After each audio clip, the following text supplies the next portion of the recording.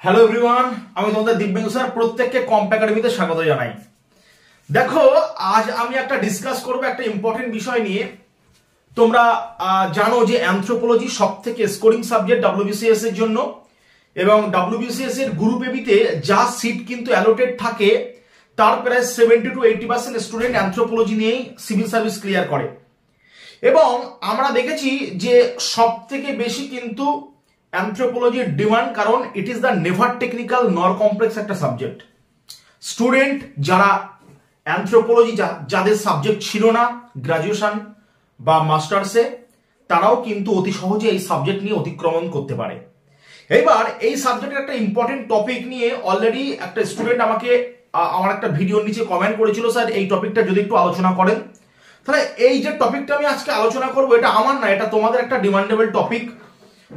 দেখো, এটা আমরা যেটা আলোচনা করব, কোশ্চেনটা হচ্ছে স্যাক্রেড কমপ্লেক্স। কোশ্চেনটার নাম কি? কোশ্চেনটার নাম হচ্ছে স্যাক্রেড কমপ্লেক্স। দেখো, এটা হচ্ছে ডব্লিউবিসিএস এক্সিকিউটিভ মেন্স 2023 এর কিন্তু অ্যানথ্রোপোলজি অপশনালের কোশ্চেন ছিল। অ্যানথ্রোপোলজি অপশনালের কোয়েশ্চেন ছিল স্যাক্রেড কমপ্লেক্স।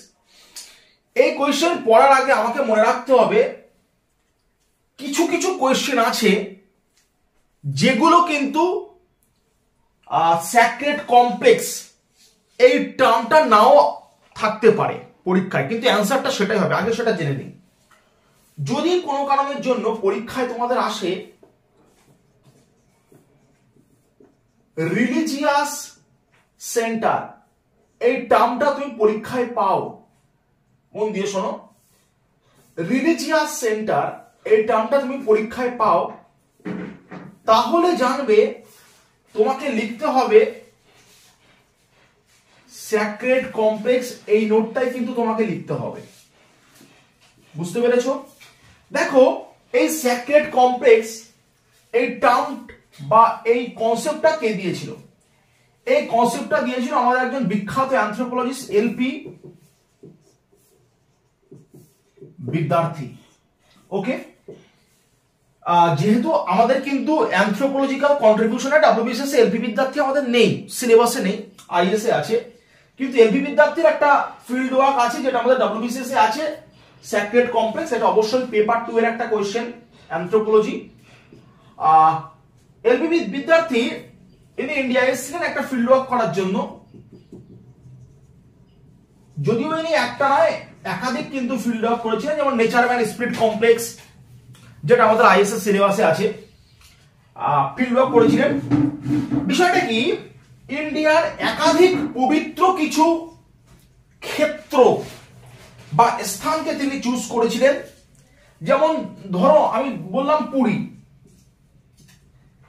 পুরী পুরী মন্দির। আমি বললাম গয়া, গয়া তোমরা জানো খুব পবিত্র একটা স্থান, হিন্দুদের রিলিজিয়াস সেন্টার, তীর্থক্ষেত্র আমরা বলতে পারি, পিলগ্রিমেজ সাইট।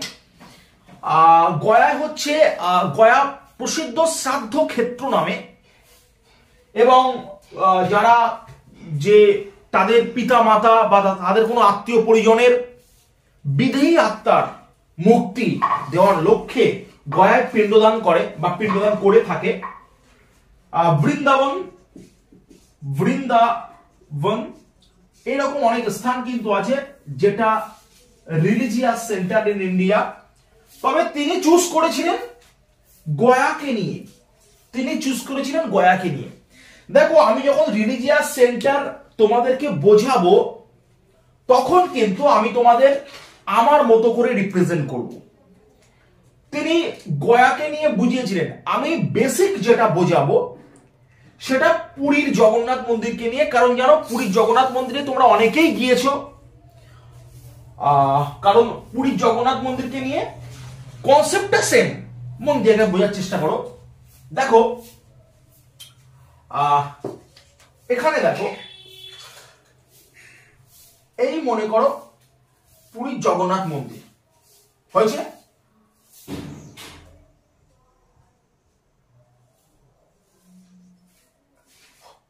পুরী জগন্নাথ মন্দিরের মধ্যে এটা হচ্ছে গর্ভগৃহ, যেখানে ভগবান নিজে অধিষ্ঠান করছে। This is গর্ভগৃহ।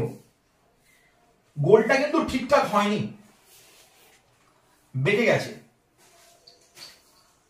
এবার অনেকটা হয়েছে।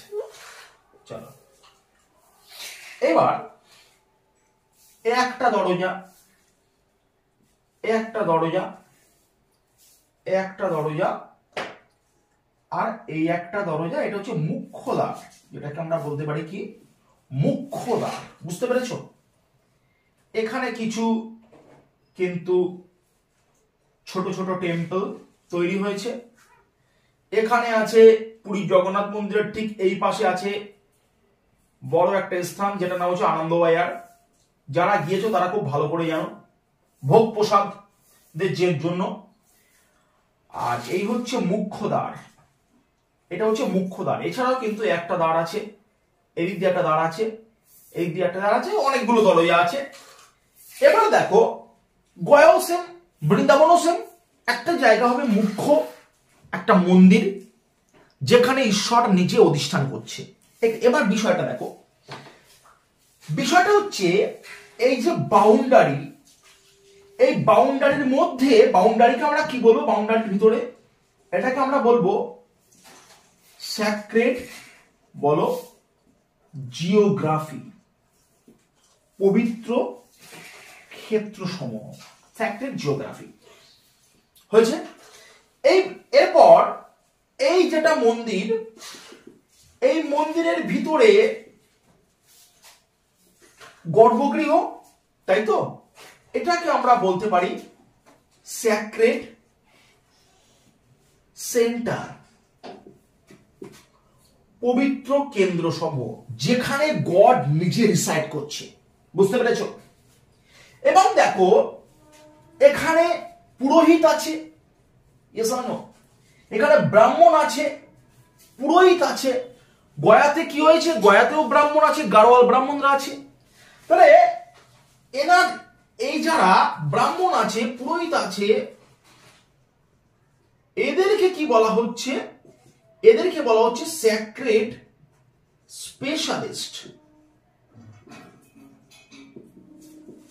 এদেরকে বলা হচ্ছে স্যাক্রেড স্পেশালিস্ট। আর ঈশ্বরকে যেগুলো নিবেদন করা হয়, ধরো যে প্রসাদ নিবেদন করা হয়, এরকম মুটো মুটো দেখবে তুলসী, তুলসীকে নিবেদন করা হচ্ছে। ঈশ্বরকে যেগুলো দেওয়া হয়, মনে করো তোমার বাড়িতে পুজো হলো, ঠিক আছে, তুমি ঈশ্বরকে 5 রকম ফল, 5 রকম মিষ্টি থেকে শুরু করে আরো অনেক রকম বিভিন্ন ভোগ প্রসাদ, দশকর্মার জিনিসপত্র, এগুলো গঙ্গা জল, এগুলো তুমি ঈশ্বরকে অর্পণ করছো। এটাকে আমরা বলবো পারফরমেন্স। তাহলে এটাকে কি বলে, হচ্ছে ব্রাহ্মণরা বা স্যাক্রেড স্পেশালিস্টরা যেটা করে, সেটাকে আমরা কি বলবো, স্যাক্রেড পারফরমেন্স। এটাকে আমরা বলবো স্যাক্রেড পারফরমেন্স। এবার দেখো, এই বাইরে স্যাক্রেড জিওগ্রাফির বাইরে মানুষ জুতো পায়ে দিয়ে ঘুরে বেড়াচ্ছে। যে তুমি মন্দিরের ভিতরে অন্দরমহলে প্রবেশ করলে, এখানে বাইরে জুতো রাখার কাউন্টার আছে, সব জুতো রাখার কাউন্টারের জুতো রেখে যখন তুমি মন্দিরের ভিতরে প্রবেশ করলে, খালি পায়ে প্রবেশ করতে হবে। এবং মনে রাখবে, যখন আমি আস্তে আস্তে আস্তে আস্তে যখন গর্ভগৃহের দিকে যাব, তোমার স্যাক্রেডনেস, তোমার পবিত্রতা বাড়তে থাকবে। এবং যখন আমি কেন্দ্র থেকে বাইরের দিকে চলে যাব, তখন আমার পবিত্রতা আস্তে আস্তে কিন্তু কমে যেতে থাকবে। এবার দেখো, এই বেসিক কনসেপ্টের উপর দাঁড়িয়ে আছে এলপি বিদ্যার্থী করেছিল যে স্যাক্রেড কমপ্লেক্স হিন্দু গয়ার উপরে, ঠিক আছে। এবার দেখো, আমরা যদি দেখি স্যাক্রেড কমপ্লেক্সের একটা হচ্ছে স্যাক্রেড জিওগ্রাফি হয়েছে, আমরা দেখব স্যাক্রেড স্পেশালিস্ট, আমরা দেখব স্যাক্রেড পারফরমেন্স। মন দিয়ে দেখো, sacred specialist, sacred geography, sacred performance. এই নিয়ে কিন্তু তৈরি হয়েছে কি বলো, এই নিয়েই তৈরি হয়েছে স্যাক্রেড কমপ্লেক্স। এইবার যখন তুমি অ্যানথ্রোপোলজির কোন নোট লিখবে, তোমাকে প্রথম যে কাজটা করতে হবে, একটা তোমাকে ইন্ট্রোডাকশন তৈরি করতে হবে। কি বললাম? একটা তোমাকে ইন্ট্রোডাকশন তৈরি করতে হবে ফার্স্ট অফ অল। এই ইন্ট্রোডাকশনের পরে তোমাকে ডিরেক্ট ঢুকতে হবে স্যাক্রেড কমপ্লেক্সের মধ্যে। মন দিয়ে শোনো, স্যাক্রেড কমপ্লেক্সের মধ্যে ঢোকার পরে sacred geography, sacred specialist, sacred performance তোমাকে বর্ণনা করতে হবে পরপর তিনটে। বর্ণনা করার পরে তোমাকে ফিল্ড ওয়ার্ক দিতে হবে মাস্ট। কারণ এলপি বিদ্যার্থী তিনি কিন্তু ফিল্ড ওয়ার্ক করেছিলেন। তিনি কিসের উপরে ফিল্ড ওয়ার্ক করেছিলেন? ওখানে কিন্তু 3-4 লাইন তোমাকে ফিল্ড ওয়ার্ক লিখতে হবে বা ফিল্ড ওয়ার্ক দিতে হবে, এবং একটা ডায়াগ্রাম বা ফ্লোচার্ট তুমি তৈরি করো, যেটা কেন্দ্র থেকে ক্লাস্টার, সেগমেন্ট, ঠিক আছে, সেন্টার, ক্লাস্টার, সেগমেন্ট, ক্ষেত্র। যখন আমি ক্ষেত্র টু সেন্টারে আসব, স্যাক্রেডনেস কিন্তু বাড়বে। যখন আমি সেন্টার টু ক্ষেত্রের দিকে যাব, স্যাক্রেডনেস কমবে। এই নিয়ে একটা ডায়াগ্রাম তোমাকে তৈরি করতে হবে, যেটা আমাদের নোটে কিন্তু উপস্থাপন করা আছে। কি বললাম বুঝতে পেরেছো প্রত্যেকে? তবে একটা কথা, যে একটা ছোট করে আমি খুব সুন্দর করে তোমাদেরকে একটা জাস্ট প্রাইমারি কনসেপ্ট আমি তোমাদের দিলাম। আরো অনেক কিছু আছে বোঝানোর জন্য। তোমাদের WBCS 2024-এর জন্য একটা রিসেন্ট ব্যাচ শুরু হয়েছে অ্যানথ্রোপোলজি, যেটা জানুয়ারির 9 তারিখ থেকে শুরু হয়েছে। টাইমিং হচ্ছে বৃহস্পতিবার রাত 8টা থেকে 9:30 পর্যন্ত ক্লাস চলছে। আর একটা ব্যাচ শুরু হবে ফেব্রুয়ারি 7 তারিখ থেকে, 7th ফেব্রুয়ারি 2025। একদম 7ই ফেব্রুয়ারি থেকে সরস্বতী পুজোর পরে একটা নিউ কিন্তু ব্যাচ শুরু হবে। যদি কেউ অ্যানথ্রোপোলজিকে খুব সুন্দরভাবে উপস্থাপন করতে চাও বা সুন্দরভাবে স্টাডি করতে চাও, তাহলে অবশ্যই তোমরা কিন্তু যে নাম্বার আছে তোমাদের, সেই নাম্বারে কিন্তু কন্ট্যাক্ট করে নেবে। কি বললাম বুঝতে পেরেছো? অবশ্যই তোমাদের যে নাম্বার আছে উপরে, তোমরা নাম্বার ভিজিবল করছো, নাম্বারে কন্ট্যাক্ট করে নেবে। আর ডিটেলসে আমরা কিন্তু প্রত্যেকটা সাবজেক্টকে পড়াই, এবং তোমাদের আরেকটা বিষয় তোমাদের দেখানো আছে, একটু ওয়েট করো। এই হচ্ছে অ্যানথ্রোপোলজি নোট, যে নোট তোমাদেরকে পাঠানো হয় তোমাদের বাড়িতে। দেখো, প্রত্যেকটা কোয়েশ্চেনকে খুব সুন্দরভাবে ডায়াগ্রামেটিক কিন্তু রিপ্রেজেন্ট করা আছে। প্রত্যেকটা কোয়েশ্চেনকে দেখো খুব সুন্দরভাবে কিন্তু ডায়াগ্রামেটিক রিপ্রেজেন্ট করা আছে। খুব ভালোভাবে পড়তে, দেখো খুব ভালোভাবে তোমাদেরকে পড়তে হবে। ব্যাচ ফিচার্স আছে, সেই ব্যাচ ফিচার্স তোমাদেরকে বলে দিচ্ছি। দেখো, লাইভ ক্লাস হবে এবং রেকর্ডেড। রেকর্ডেড মানে আলাদা করে কোনো রেকর্ডেড ক্লাস অ্যাড করা হবে না। যে ক্লাসটা তোমাদের লাইভ হবে, সেই ক্লাসটা 1 বছর পর্যন্ত কিন্তু ভিডিওর ভ্যালিডিটি থাকবে। 1 বছর পর্যন্ত তুমি সেই ক্লাসটা রেকর্ডেড দেখে নিতে পারবে, যতবার ইচ্ছা দেখো, কোনো অসুবিধা নেই। Okay, live and recorded both. Number 2, দেখো বেঙ্গলি অ্যান্ড ইংলিশ বোথ কিন্তু ভার্সানের নোট আমাদের কাছে অ্যাভেলেবেল আছে। টোটাল সিলেবাসের উপরে বেঙ্গলি ইংলিশ বোথ ভার্সানের নোট অ্যাভেলেবেল আছে। ওকে, নাম্বার 3 নাম্বার, চলো live and recorded class, Bengali and English both version note. আচ্ছা, নোটের কিন্তু হার্ড কপি কোন রকম ভাবে কোনো পিডিএফ ফাইল শেয়ার করা হয় না আমাদের ইনস্টিটিউটে। অনলাইন ব্যাচের ক্ষেত্রে হার্ড কপি কোন রকম ভাবে কোনো পিডিএফ ফাইল শেয়ার করা হয় না। নোট তোমার কমিউনিকেশন অ্যাড্রেসে তোমার বাড়িতে পার্সেল পাঠিয়ে দেওয়া হবে।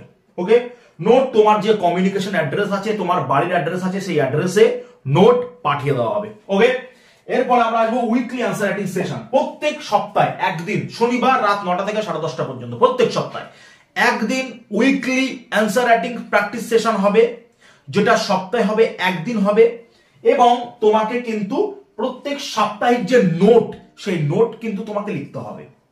সারা সপ্তাহে তোমার যে কাজ থাকবে সেই পড়া তোমাকে পড়তে হবে এবং তার নোট কিন্তু তোমাকে লিখতে হবে ক্যামেরা অন করে লাইভ, যেটা weekly answer writing practice session. Okay, weekly answer writing কিন্তু প্র্যাকটিস সেশন। আচ্ছা, এবার আসবো আমরা monthly mock. Okay, monthly mock প্রত্যেক মাসে একটা করে 3 ঘন্টার 3 আওয়ার্সে 200 মার্কসের একটা করে কিন্তু মক টেস্ট নেওয়া হবে। WBCS ঠিক যেমন ভাবে যে টাইপের কোশ্চেনে পরীক্ষা নেয়, সেম টাইপের কোশ্চেনে কিন্তু পরীক্ষা নেবে প্রত্যেক মাসে একটা করে। ওকে, মান্থলি মক টেস্ট 3 ঘন্টা 200 নাম্বারের। এবং দেখো টোটাল সিলেবাস কভার হওয়ার পরে full length test series, total syllabus cover হওয়ার পরে ফুল লেন্থ টেস্ট সিরিজ হবে 30 ঘন্টার পরীক্ষা। ওকে, 3 6 ঘন্টা করে 5টা ফুল লেন্থ টেস্ট সিরিজ, 30 ঘন্টার পরীক্ষা, যেটা মেন্সের আগে হবে। ওকে, এইভাবে আমরা টোটাল সিলেবাস কভার করব এবং তোমরা সমস্ত সুযোগ সুবিধা মান্থলি অ্যাফোর্ডেবল ফিজের মাধ্যমে তোমরা করতে পারবে। তাহলে একটা কথা, নিজের স্বপ্নকে পূর্ণ করো, তোমার হাতে সুযোগ আছে, নিজেকে বিকশিত করো, খুব ভালোভাবে পড়াশোনা করো, WBCS গ্রুপ এবি ক্লিয়ার করার চেষ্টা করো। অবশ্যই হবে, যে চেষ্টা করবে তার হবে, এটা না করার কিচ্ছু না। ঠিক মাধ্যমিকে যেমন নোট লিখতে, সেম কিন্তু একই সিস্টেমে নোট পড়তে হবে এবং লিখতে হবে।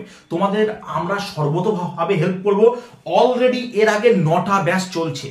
এই যে ব্যাচ শুরু হবে, এই ব্যাচের কোড হচ্ছে WA119, 119 number set, 119 number batch. এই ব্যাচের আগে অলরেডি 9টা ব্যাচ চলছে, রানিং ব্যাচ চলছে 9টা ব্যাচ।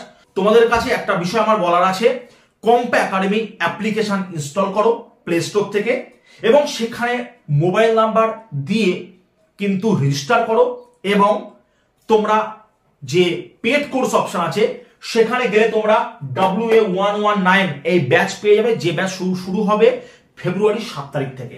ওকে, কোন রকম ভাবে কোনো ডাউট হলে অবশ্যই তোমরা আমাকে জানাবে বা উপরে যে নাম্বার তোমাদের সামনে ভিজিবল হচ্ছে অবশ্যই কল করবে। ধন্যবাদ।